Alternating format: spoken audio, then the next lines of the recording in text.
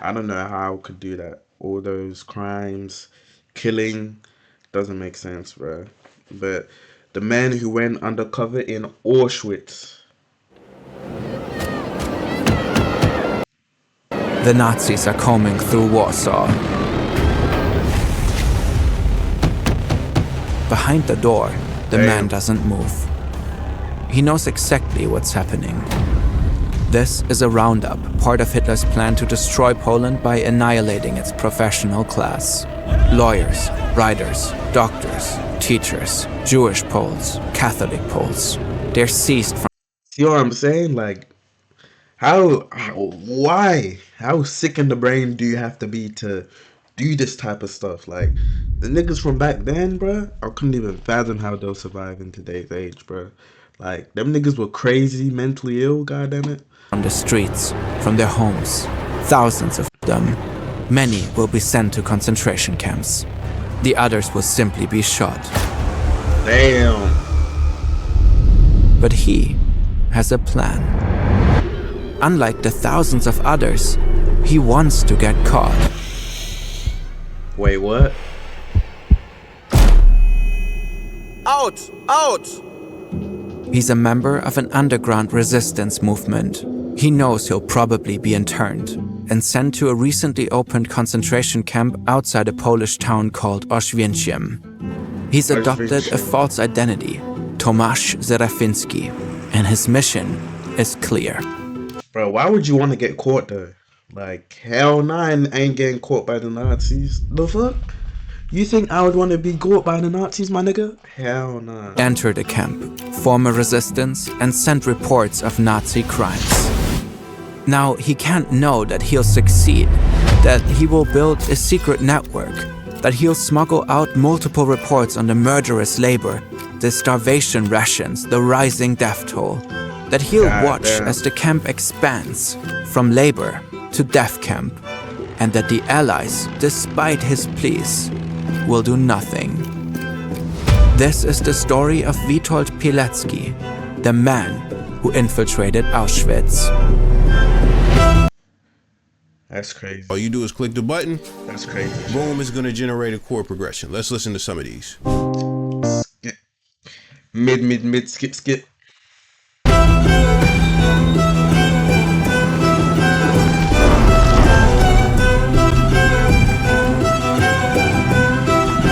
I don't know how it survived back in those days. Back in those days was crazy as hell.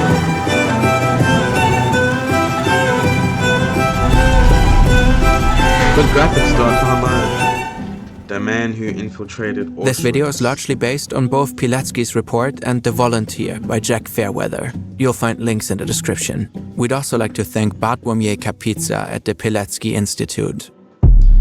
I can't even pronounce these names. The Allied troops are moving to their support. The German army invaded Holland and Belgium early this morning by land Warsaw, and by Poland. Poland. It's a crucial moment. Either the Allies will defeat the Germans or the war will stretch on. Poland's fate hangs in the balance. The reports are terrible. At Dunkirk, the British are routed. Then Paris falls. The news is devastating. The war will continue. It's only been 8 months, but already Poland has been grimly transformed. Germany invaded on September 1st, 1939. Some 1.5 million German troops and more than 2,000 tanks stormed the country. The Blitzkrieg.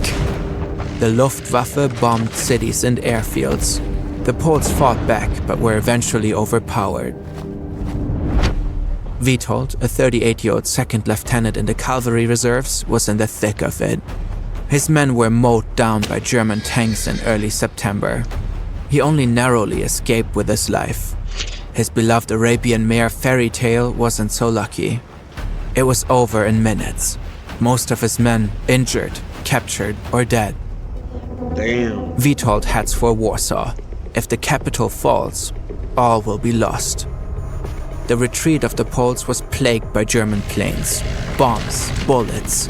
They killed indiscriminately, soldiers and civilians alike. Hitler's orders. When Witold arrived in Warsaw on September 6th, he found a city in chaos. The Polish government had fled. Witold left Say when it was that bad, the Polish government fled. That's crazy. too. He planned to regroup with troops in the east, but each rallying point was bombed before he arrived. On September 9th, Witold and his men headed towards Wukov. On September 13 in Włodawa, it was the same story. Bruh, how did they even survive with like food? Like, where did they get their food from and shit? But here he met an old Like, I wouldn't military even know how to colleague, survive in this Major Jan situation, Włodakiewicz. Both men had collected stragglers along the way, a full company's worth. As other members of the military command left the country, Witold and Jan decided to stay and make a stand. But the fight didn't last long. On September 17, the Soviet Union joined in the fray. Back in August, they had signed a non-aggression pact with Germany, splitting Poland between them.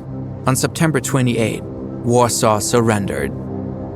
For Poland, the war was over. The country was occupied yet again. The occupation is hell. Germany has imposed a racial hierarchy. Master race, Germans. Below them, former Polish citizens who could prove German ancestry. Then laborers, ethnic Poles treated as slaves, facing everyday terror. And finally, damn. Jews, portrayed by the Nazis as subhuman, parasitic, and evil, determined to destroy the German race. Brutally persecuted and See what I'm destined saying, for chat? total Like, extermination. How did niggas survive back then? With the occupation of Poland, some 3 million Jewish people came under Nazi control. Thousands of Jews have been concentrated in ghettos in the cities. They must wear a Star of David. Their property was confiscated. Thousands are already dead. After Poland's surrender, Jan and Witold returned to Warsaw and talked strategy. They would form an underground resistance, Jan as leader, Witold as chief recruiter. Their name is Tajna Armia Polska, the secret Polish army.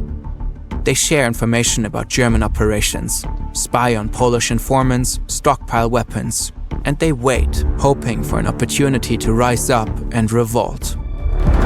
But those hopes were just dashed. The Nazis won at Dunkirk and occupied Paris. In Poland, conditions worsen. Witold almost gets caught in a raid. Afterwards, he adopts his alias, Tomasz Serafiński. Others, like Witold's colleague Władysław Dering, are seized by the SS.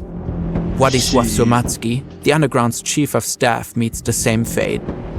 Jan calls an emergency meeting. They're not sure where Somacki and Dering have been taken, but they have a guess. Reports have emerged that the SS have just opened a new concentration camp outside the small town of Auswitz, which the Nazis call Auschwitz. The underground knows little about it, but it seems brutal. And as long as the camp remains shrouded in secrecy, the underground leadership believes that the Germans can get away with anything there. A great honor has befallen you, Jan tells Witold. They need someone to infiltrate the camp, send reports, and possibly organize an uprising. A great honor. Witold has a wife, Maria, and 2 children, Andrei and Zofia. If he goes, he may never see them again. From the mysterious camp, the SS sends many death notices to the families of deceased inmates, sometimes along with their blood-splattered belongings. That's crazy. Witold cannot be ordered to go. He has to make a choice. And after a few days, he does. He volunteers.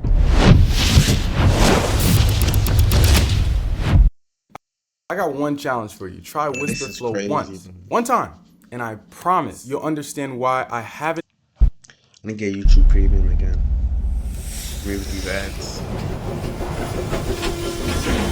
The train stops, and the horror begins. Heraus! Raus! Raus! Bro, why would you go to Chaos, TV some confusion. shit like Witold this? manages to avoid the blows. Zu 5! He follows the order, joining a row of 5. Another man follows orders too. He is told to run to the side of the road. It's a lesson. If one man tries to escape, everyone gets punished. That's crazy. Arbeit macht frei. Work sets you free. Soon enough they'll learn what this truly means. For now though, there's a moment of pause. Everyone is counted, even the corpses. Then the nightmare continues. At first, Witold thinks this is an insane asylum. But then this. One of the lunatics grabs a man. He demands his profession. A judge, the man responds. Wrong answer. These men aren't lunatics. They are pole killing machines, or as Witold will learn to call them, capos. And their first targets are the intelligentsia, judges, priests, lawyers. Only workers and craftsmen are spared. This is Auschwitz concentration camp, my dear sirs. In groups of 100, the men are sent to the bath. There, a grim announcement. None of you should hope to get out of this place alive. The rations are calculated for you to survive for 6 weeks. If you live longer, it means you steal. And if you steal, you will be put in the penal company, where you won't stay alive for long. Then each is transformed from person to prisoner. Stripped, shaved. Witold's transformation is almost complete. But first, he hadn't broken a rule. The bathkeeper had arbitrarily decided he wanted prisoners to hold their registration numbers in their mouths. It was a sort of brutal baptism. From now on, Witold will have no name, only a number. 4859. 2 13s, double unlucky. His comrades believe it's an evil omen, a sign that he'll die. But Witold is happy to have them. Above his prisoner number, each man also gets a winkel. There are 5 colors: criminals, people who refuse to work, Jehovah's Witnesses, homosexuals, and people like Witold, political offenders. The winkels may differ, but for everyone, the days are the same. A day in Auschwitz looks like this. 5:20 a.m. Up, quick, fold blanket, mattress to the side of the room, dress, quick, quick. Any delay? They call the block elder Bloody Alois for a reason. He will beat you ruthlessly. Single-handedly, he killed several people per day. Quick, to the latrines. You have 5 seconds. Any delay, more beating. Quick, bathe. There's no way to wash properly, but getting water is a matter of life and death. At night, the soles of your feet must be clean. If they're not, ruthless beating. 5:45 a.m. Roll call. By 6 a.m., everyone must be present. If you are absent, you will be found and publicly killed. Then, the formation of work units. Here, work often equals death. Witold doesn't know this yet, but he got lucky. He was selected as a Stubendienst, a room supervisor, and is allowed to remain on the block. The less fortunate work until 11:20 a.m. 11:30 roll call. 12 to 1 lunch. Then more work until evening roll call. Damn. We have got to the point where literally Bro, why does so many anybody flipping ads? can build a fully working app without knowing how to code. This is base 40.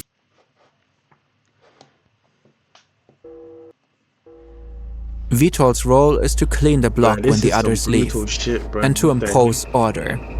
If anyone misbehaves, moves slowly, or steps out of line, he should beat them. I'd rather this than that. God Witold damn. keeps the block clean and orderly, but Bloody Alois does not like his methods.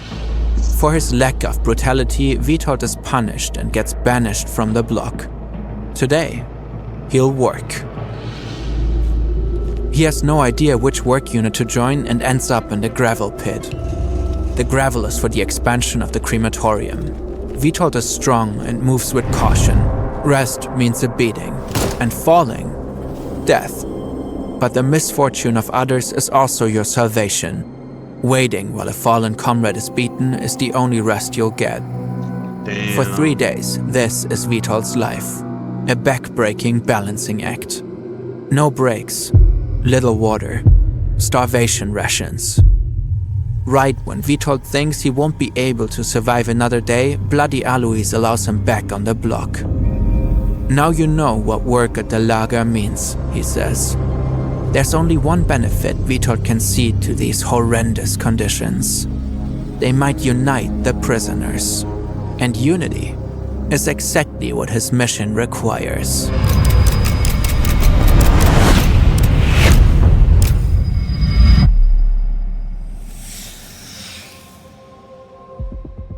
At that time, my main goal was to establish a military organization in order to 1. Build up inmates' spirit by distributing and circulating news from the outside. 2. Provide, as much as possible, additional food and distribute undergarments among the members. 3. Pass on information on what was going on in the camp to the outside world. And, most importantly, 4. Prepare the Zhao Zone troops to seize control of the camp at an opportune moment, following an airdrop of weapons or troops landing in the area. To accomplish any of this, Vitold will need help. First, he finds Władysław Dering. He is pale, sickly, but alive, working as a nurse on the hospital ward. From Dering, Vitold learns that Władysław Słomacki is also still alive, working in the construction office. He's helped with building projects around the camp. In Auschwitz, there are countless ways to die. A brutal beating, a bullet to the head. But one killer is deadlier than the rest: hunger. Later, the SS devised a survival time formula. Life expectancy in months equals 5,000 divided by the deficit of calories. Daily rations are 1,800 calories. Calories needed to sustain hard labor are 2,700. Damn, 900 I'm happy calories as hell short. I ain't grew up in that 5,000 time divided check. by 900 Indeed. equals 5.5 months. In reality, the prisoner's daily caloric intake was even lower. Each day is a deficit leading toward death. Managing calories will require cooperation. And that means recruitment. Vitold trusts Dering and Słomacki. They are first. Then 3 more, forming a command group of 6. After that, it's a delicate and dangerous endeavor. Recruiting strangers. Who to trust? These men are patiently waiting to betray their fellow prisoners. The SS will pay them for their service with a scrap of bread. Not everyone stoops this low, but hunger corrodes the soul. Anyone could break. So Vitold watches for acts of altruism. He selects for selflessness. The network grows, and its effects begin to be felt. Room supervisors are instructed to serve the weakest first, and recruits aren't to ask for seconds, ensuring equal rations for all. Meanwhile, Słomacki's made an important connection. The Stupkas, a family living near the train station close to the camp. They are willing to help. The mother Helena distracts the guards. Słomacki and his team of surveyors use the family's toilet, where food and medicine has been stashed for them. Helena also shares information. England has not fallen. The news is good. For Vitold, doubly so. If information can be smuggled into the camp, perhaps it can also be smuggled out. True. This is an extraordinary story from one of the darkest periods of human history. We work hard to tell it well. This is Thomas, one built something hard like code and an option Mid, skip. computer called Code Down Hard. Learning how to view the answer. Time and /for 37th. By now, the resistant network has grown. They've supported each other as best they can. Here, in the courtyard though, there's nothing they can do. I'm happy A prisoner as is hell to have missing. food on my plate. No one is God allowed to damn. move until he's found. I'm grateful as hell watching this video, god damn it. Apparently you can go from 0 to a complete site in just a single prompt with Wix Harmony. I don't know if this is going to be possible. Or vibe code. First, the temperature falls. Then darkness falls. Then, the bodies. The timing could hardly be worse. Vitold has finally found someone to smuggle a message out of the camp. Now, the plan is at risk. You can't smuggle anything if you die of pneumonia. And as the prisoners drop, death seems more and more likely. Not that Vitold believes his message will change their fate. For his request is not for assistance, Bro, how it's can for you do this annihilation. for another human being? How evil? Alexander Wielopolski has memorized the urgent and well-thought request sent on behalf of comrades by the witness of their torment. Bomb the camp. How many have already died here?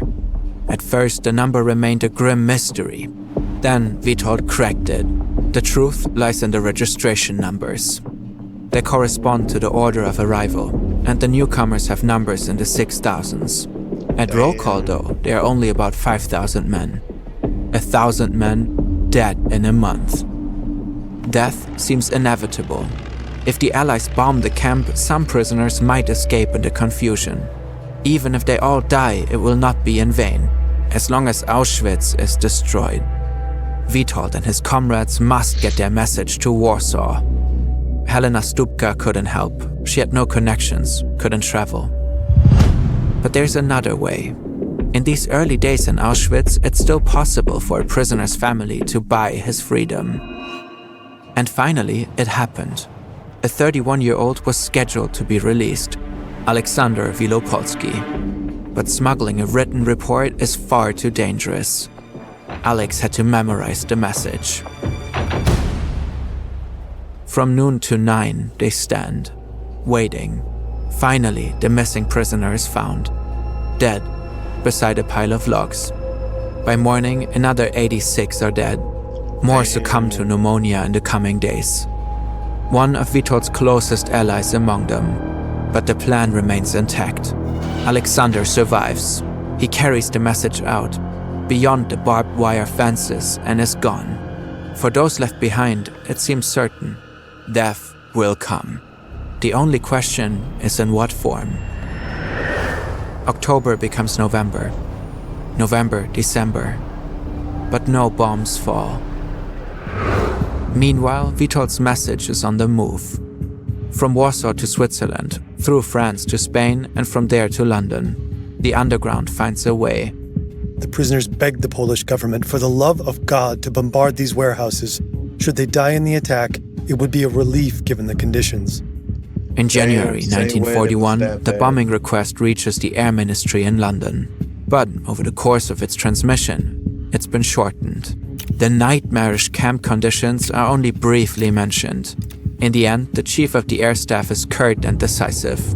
An attack on the camp would be an undesirable diversion and unlikely to achieve its purpose. Back in Auschwitz, Witold fell ill. The labor, the lack of food, the relentless misery, it's finally caught up to him. Now he's here in the hospital ward. But in Auschwitz, this is not a place where people recover. Witold has come to understand the meaning of the sign at the entrance. Arbeit macht frei. Work sets you free. It grants the freedom of death, a corpse's escape through the crematorium. If the fever doesn't kill him, the lies surely will. He kills as many as he can. A futile task. Damn. Luckily, the resistance network saves him. He manages to get a note to Dering, and Dering sneaks him to a different room with an uninfested bed. There, Witold fights his fever.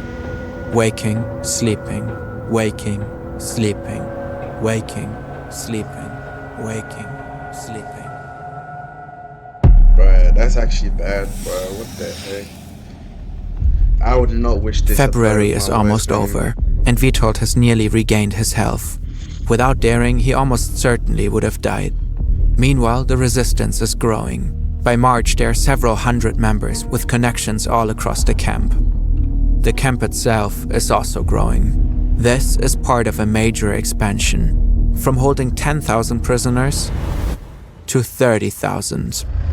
This means job openings and opportunities for Witold's men to fill them. One recruit gets a capo job, another manages the stables. The underground is gaining a bit more control. It can offer a little protection, a little extra food, but these are merely means of delaying the inevitable. Since its opening, Auschwitz has admitted over 15,000 prisoners. Not even a full year has passed, and only 8,500 remain. 6,500 men dead. This number seems monstrous. Vitold doesn't know it yet, but it's about to get exponentially worse. This is your brain when you're struggling to focus. And this is your brain when you're in the zone. But getting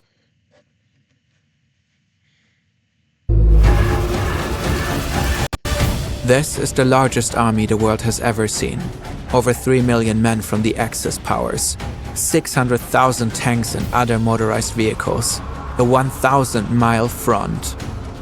It's June 22, 1941, and Germany is invading the Soviet Union. The Red Army falls in a flash. The prisoners of war are put in pens, like animals. Each week a new batch, hundreds of thousands of them. Soon enough, they begin to arrive in Auschwitz. At first, a few hundred, then a few hundred more. Disposing of them is messy at first, inefficient, but the Germans hone their technique. In November, Vitold witnesses it. I counted 8 hundreds. The building these prisoners were entering was the crematorium. Maybe he thinks they'll be given underwear, clothing. But why there? One can remain naive till one's last breath. Zyklon B, a cyanide-based delousing agent. Upon contact with the air, the pellets turn into a toxic gas. This is Auschwitz's first gas chamber, with industrial-scale killing capacity. Later on, I found out that there was over 1,000 of them in total. By now, there are nearly as many Soviet prisoners as Polish ones in the camp. They've been put to work constructing a new camp, Birkenau. It will accommodate another 100,000 prisoners. Damn. Over the course of the winter months, 11,400 Soviets are killed. There was a constant outflow of prisoners through the chimney of the crematorium.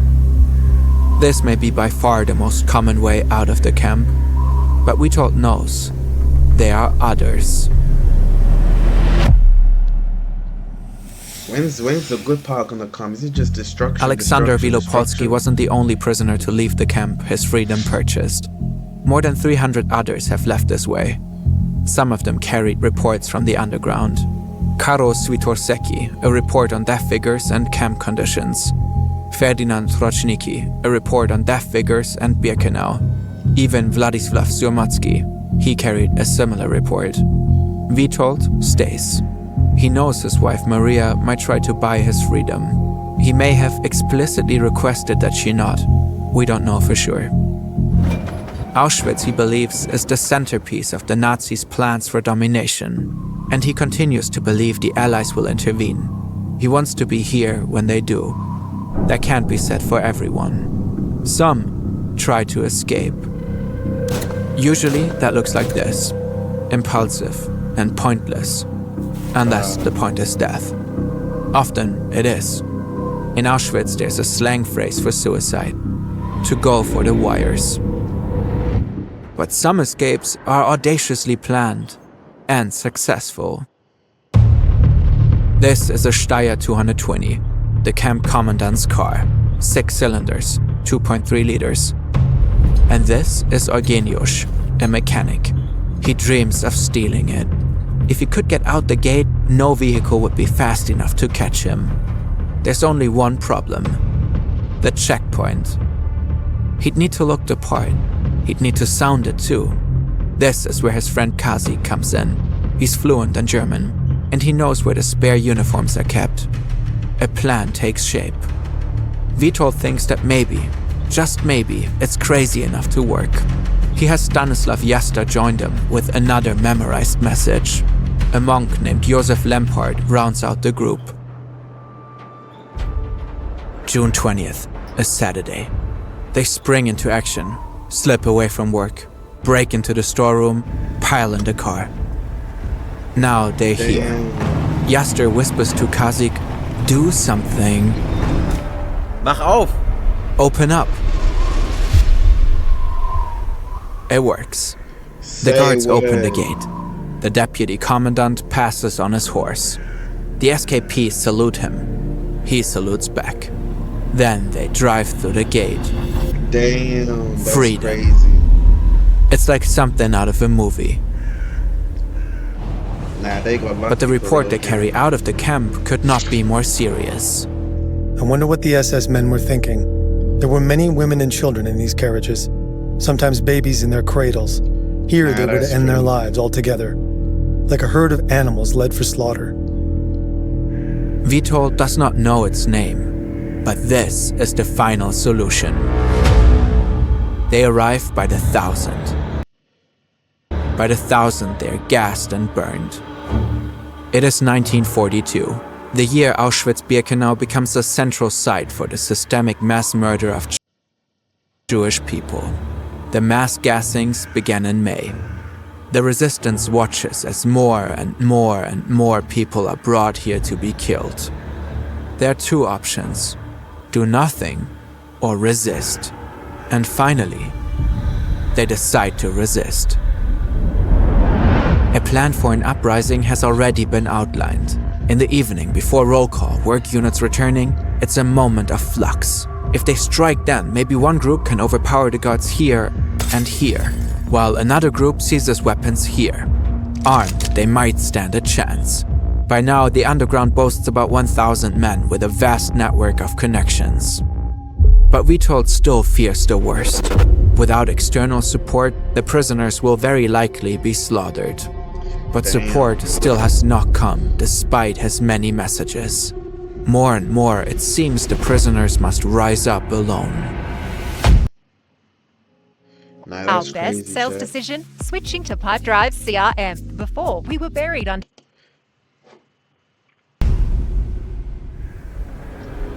Vitold's fears have come true. The uprising did not go well, all because of a misunderstanding. The uprising had been planned for 6 p.m. on June 10th, the end of the workday. But that day at 4:30 p.m., a whistle blew. A break? Or was this it? The time to strike. Some acted, others didn't. Only 2 Damn. prisoners managed to escape. Those left behind are punished. Vitold survives, but morale plummets. 1942 crazy becomes shit. 1943. Vitold's messages have reached Warsaw. He described the horror in all its detail. Phenol, that was the new instrument of murder. On average, 1,000 people were burned every day.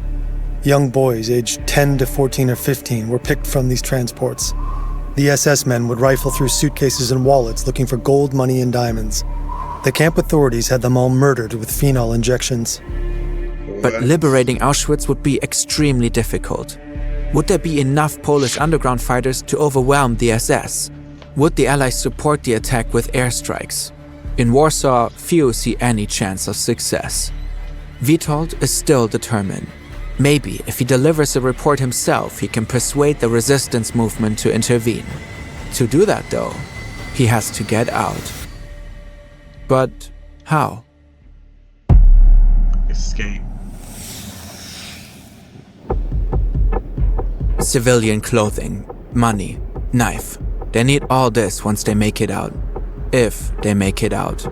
Apples, How did he honey, get jam, money? sugar for bribes. Cured tobacco to throw the dogs off their scent. And if they're caught, cyanide capsules. Vitold collects it all. The plan How is the to hell escape does he from here, collect that in the prison? bakery. It only has 2 guards, but that doesn't mean it's easy to leave. This is Jan Recce. He works on the baker's squad and cases the premises. The windows are barred. There's a single entrance, it's locked and double bolted. There's also this latch, always fastened by the departing shift. Vitold and Jan might be able to steal a door key. But what about the latch? Then Jan has an idea. The bolt is attached with a nut from inside the door. Maybe they could unscrew it somehow. In the end, their plan's crucial ingredient is bread. What? Jan uses a piece of dough to make an imprint. He does the same with the key. Vitold has a wrench made to fit the nut. He has a key made too. Jan tests it. It works. The bakery squad walks out of Auschwitz's front under the Arbeit macht frei sein. Vitold and Jan are among them. Also Eddic, a 19-year-old who'd helped Vitold and been invited to escape. Bribes got them here. For the capo to convince him to let Eddic and Vitold work on the bakery squad. For the bakers who let Eddic and Vitold take their shifts. They won't get this shift again. They have one shot. Tonight or never. Darkness has fallen. They'd planned to be gone by now, but there's a problem. It's raining and an off-duty SS officer and his girlfriend are sheltering beneath the eaves of the bakery. An hour passes. 2. The odds of escape diminish with each passing minute. Finally, the rain stops and the lovers leave. There's no time to lose. There's a plausible excuse to enter the storage room. They need more fuel. Edek pushes a wheelbarrow for coal. Vitold starts chopping wood. He makes as much noise as possible to cover for the sounds of Jan dealing with the door. First, Jan twists off the nut. Now, the bolts. Suddenly, an SS officer pokes his head through the door. Damn. He looks at Vitold and Edek. They freeze. Busted. Maybe. He walks across the room toward the bakery entrance. Luckily, Jan made it to the toilet. The SS officer is suspicious, but not very observant. Damn. He walks away. The plan is still on. Edek uses a knife to cut the phone wires. If they get out, they don't want the SS calling for backup. Vitold and Edek grab their civilian clothes. Jan has already changed into his. Now, there's one last step. But the lock doesn't budge. Jan tries again. Fails. There's no time to waste, and they're so close. Jan pushes against the door. Vitold joins him. The door bends, but stays closed. Another great heave, and... Damn. they're out. The stars are shining in the sky. Jan sprints ahead toward the river. Vitold follows, Edek beside him. Shots ring out behind them. They don't look back. Across a bridge, along the river. They run and run. Ahead, cover. They're almost there. But now they have to walk. Slowly, they can't attract attention. Finally, they make it to the forest. And vanish into the trees. Damn. Co-producer is gonna give you unique sounds that actually fits your track in seconds. Let me show you. First,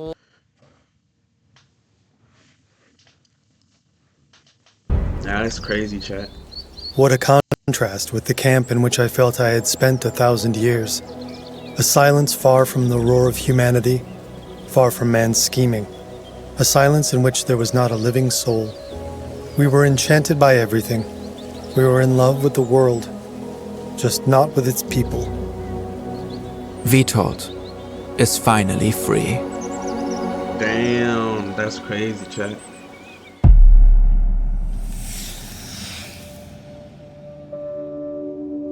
The execution is quick. A bullet to the back of the head. In the 5 years since his escape, Vitold has remained loyal to Poland. The country is now under Soviet control. Vitold sent information about the occupation to the Polish government in exile. He lived under various aliases. He changed jobs regularly, but at least he was reunited with his family. Eventually, the communists caught him. The list of alleged crimes is long. Forged documents, illegal firearms, espionage for foreign imperialism. Brutal interrogations followed, a show trial, and now this. The Polish communist authorities tried to kill his story too. They had executed a man who most Poles would consider a hero, a fact they tried to consign to the ash heap of history. And they almost succeeded. His story was hidden for decades. After his escape, Vitold wrote a comprehensive report chronicling the horrors of Auschwitz. Nah, that's crazy, chat.